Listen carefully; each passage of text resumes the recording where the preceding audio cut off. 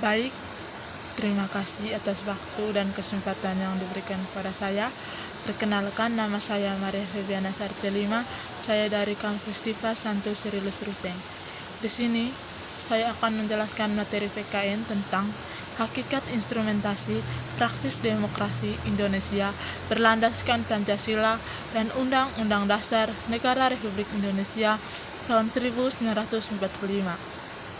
Pertama, definisi demokrasi, teori singkat, dan definisi singkat demokrasi Pancasila. 1. Definisi demokrasi.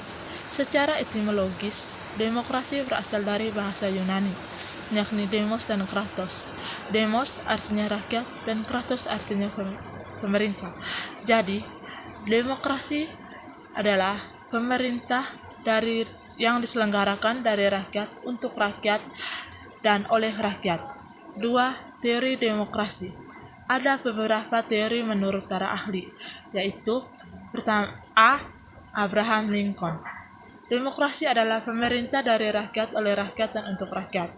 B. John L. Esposito. Demokrasi adalah kekuasaan dari rakyat dan untuk rakyat. Jadi, setiap warga negara berhak untuk berpartisipasi, untuk terlibat aktif maupun mengontrol kebijakan dikeluarkan oleh pemerintah. Yang C.E. Strong. Demokrasi adalah suatu sistem pemerintahan di mana mayoritas anggota dewan dari masyarakat ikut serta dalam politik atas dasar sistem perwakilan. 3. Demokrasi Pancasila. Demokrasi Indonesia adalah demokrasi yang berdasarkan Pancasila. Demokrasi Pancasila dalam arti luas adalah kedaulatan atau kekuasaan tertinggi pada adanya rakyat yang di dalam penyelenggaraannya dijiwai oleh nilai-nilai Pancasila. Dalam arti sempit, demokrasi adalah kedaulatan rakyat yang diselenggarakan menurut hikmat kebijaksanaan dalam permusyawaratan perwakilan. Jadi, secara umum, pengertian demokrasi Pancasila ialah suatu paham demokrasi berdasarkan pada nilai-nilai yang terkandung dalam ideologi Pancasila. Kedua, latar belakang historis, sosiologis, dan politik tentang demokrasi yang bersumber pada Pancasila. 1. Sumber nilai yang berasal dari demokrasi desa. Demokrasi yang diformulasikan sebagai pemerintahan dari rakyat oleh rakyat dan untuk rakyat merupakan fenomena baru bagi Indonesia ketika merdeka. Kerajaan-kerajaan pra-Indonesia adalah kerajaan-kerajaan feodal yang dikuasai oleh raja-raja autokrat. Mengenai adanya analisis demokrasi dalam tradisi desa, kita akan meminjam dua macam analisis. Pertama, paham kedaulatan rakyat sebenarnya adalah sudah tumbuh sejak lama di Nusantara. Kedua, tradisi demokrasi asli Nusantara tetap bertahan sekalipun di bawah kekuasaan feodalisme raja-raja Nusantara, karena banyak tempat di Nusantara. Selanjutnya, Hatta menjelaskan kelima analisir demokrasi asli Indonesia itu: rapat, mufakat, gotong royong, hak mengadakan protes bersama, dan hak menyingkir di daerah kekuasaan raja. 2. Sumber nilai yang berasal dari Islam. Nilai demokrasi yang berasal dari Islam bersumber dari akar teologisnya. Inti dari keyakinan Islam adalah pengakuan pada ketuhanan yang Maha Esa. Dalam keyakinan ini, hanya Tuhanlah yang satu-satunya wujud yang pasti. Semua selain Tuhan bersifat nisbi belaka. Pengaturan hidup dengan menciptakan kekuasaan mutlak pada sesama manusia merupakan hal yang adil dan tidak beradab. Sikap pasrah kepada Tuhan, memutlakan Tuhan, dan tidak pada sesuatu yang lain. Untuk menghendaki tatanan sosial terbuka, adil, dan demokratis. Selanjutnya, logis dari prinsip Tauhid adalah paham persamaan manusia di hadapan Tuhan, yang melarang adanya perendahan martabat dan pemaksaan kehendak antar sesama manusia. 3. Sumber nilai yang berasal dari Barat. Masyarakat Barat Eropa mempunyai akar demokrasi yang panjang. Pusat pertumbuhan demokrasi terpenting di Yunani adalah kota Athena, yang sering dirujuk sebagai contoh pelaksanaan demokrasi partisipatif dalam negara kota sekitar abad 5 Masilah Masehi.